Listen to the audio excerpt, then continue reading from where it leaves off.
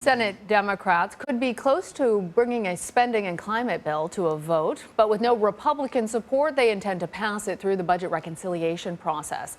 But one Democratic senator could stand in its way. So far, Arizona Senator Kyrsten Sinema has not promised her support.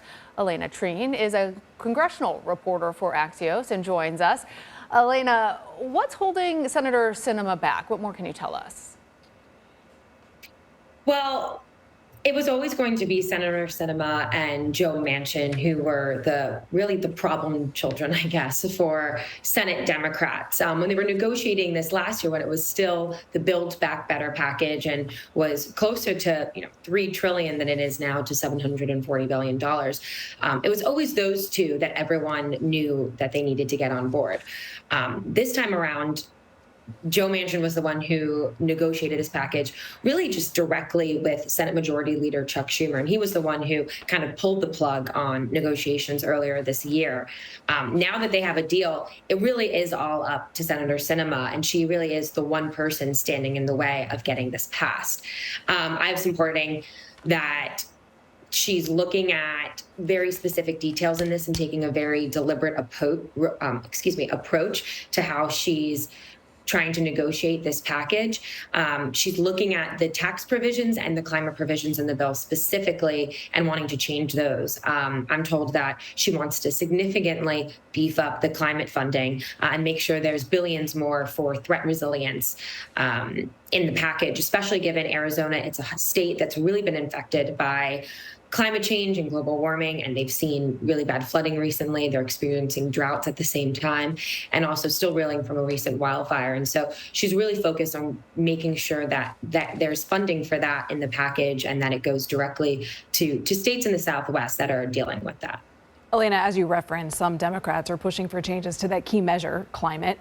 Can you explain the dispute of electric vehicles? What does this mean really for everyday Americans? One of the big things with electric vehicles in this package is the tax credits.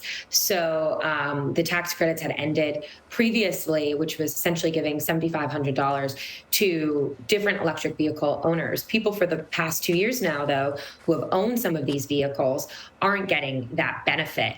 And this package would really aim to re-incentivize people to purchase these vehicles and also give some relief to the manufacturers of these vehicles as well.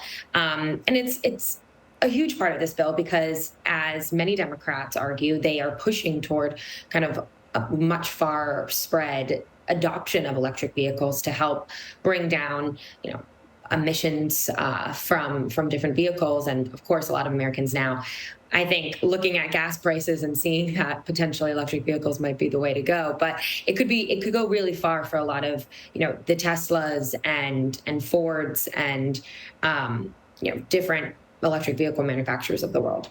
Alayna, do we know how this deal is expected to fare in the House?